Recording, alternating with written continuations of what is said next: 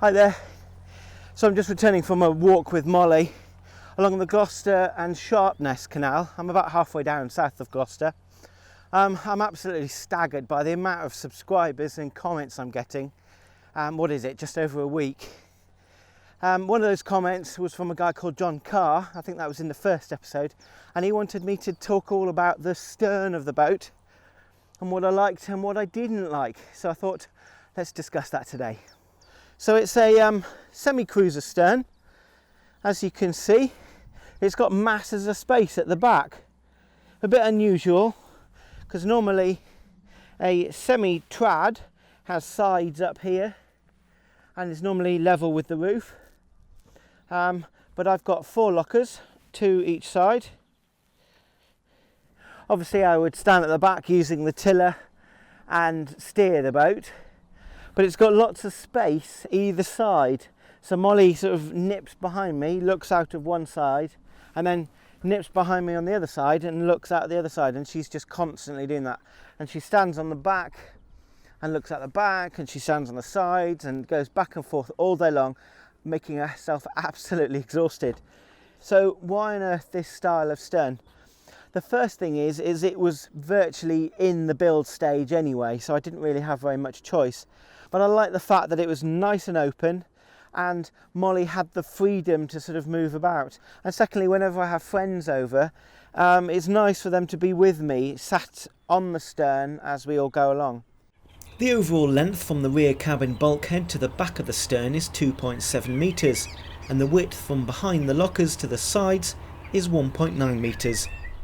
To the port side is the control column with a Vetus throttle lever, switches for horn, light, bilge pump and bow thruster. The width between the lockers is 85 centimetres, and the black flooring can be lifted in 3 separate stages to gain access to the weed hatch or engine bay.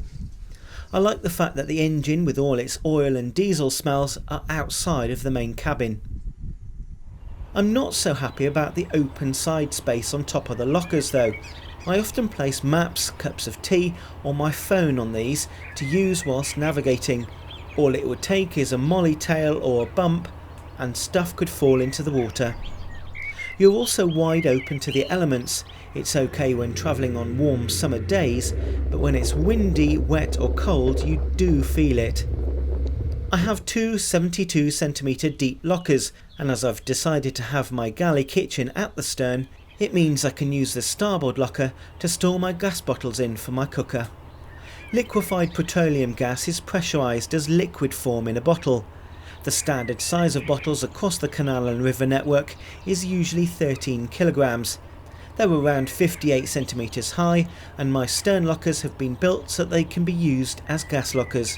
I've had my cooker on board for around about 2 months now, but until last week I've really struggled to actually get someone to do the install. Boats and gas, there's a little bit of a grey area I'm finding. Lots of people will help, lots of other boaters, marinas, boat yards, chandleries are all willing to help and help you do the install. But when you check the gas safety register, they're either not qualified at all, or they might be qualified for natural gas instead of LPG gas. Now apparently there's quite a number of extra qualifications you need for LPG. It's not just about the qualifications though, it's about the safety aspect. Molly and I are living on board Alice full time. And can you imagine if I went out for the day, left Molly fast asleep on the floor, remembering gas goes to the floor when it leaks, imagine coming home and something happening to her. I'd be absolutely mortified. To prevent build-up in the stern locker, should there be leaking gas, there are 2 drain outlet holes built into its base. These need to be above the waterline and they allow leaking gas to escape overboard. The cooker I chose is made by New World. It's a middle of the price range cooker and has 4 gas rings, a gas grill and gas oven. This cooker is an LPG cooker and not a natural mains gas one. There are significant differences between the gas from natural mains and LPG. Pressure and burning characteristics are different, and the cooker must be correctly configured or it could be quite dangerous. The first things the engineers did was to calculate the required thickness of piping. You're allowed a maximum of 2.5 millibar pressure drop across the line from the regulator to the appliance. My cooker has an output of 12.8 kilowatts, and after calculating distance, connectors and the fact that I have a bubble tester, the guys fitted 10mm pipework. They then drilled a hole in the cabin bulkhead into the gas locker and fitted a connector.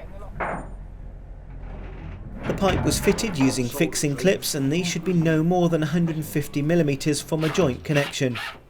I'll be installing a further beam of wood to support the vertical pipe, so a clip was attached for me to do that. As the cooker is freestanding, it was okay for a shut-off valve to be fitted behind it.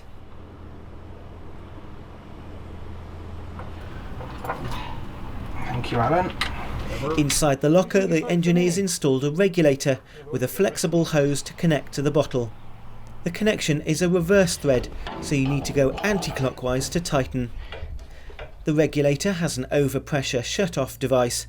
If there's an overpressure event, the button can be pushed to reset it. Why am I in the locker? Just because once I'm in and my mate Alan's passing me bits and pieces, it's just a bit easier rather than having to work upside down, and I can get to the bulkhead a bit easier.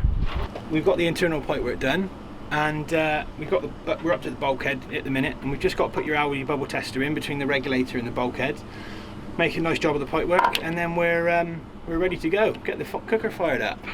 I decided to include the Aldi bubble tester in the install. It provides a rapid check of the system downstream of the tester. Inside the small visible chamber is an amount of glycol liquid. A leak in the system is positively indicated by bubbles appearing in the glass chamber. To protect the LPG cylinders, I had 4 chain loops cut and welded into the frame inside the locker. To the outer loops I've attached a long chain using D-shackles. The middle 2 have loops with hook and eye adjusters.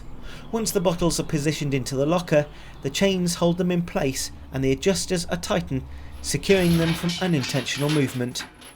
The system was connected up and pressure tested, and at last I could cook again. Next time I up the game a little and leave the River Avon and travel down the tidal River Severn. Plus it's finally time for my mother to see the boat for the first time. After having the greatest fears for my new way of life afloat, what will she think? Don't forget to click the subscribe button to follow my journey. See you next time!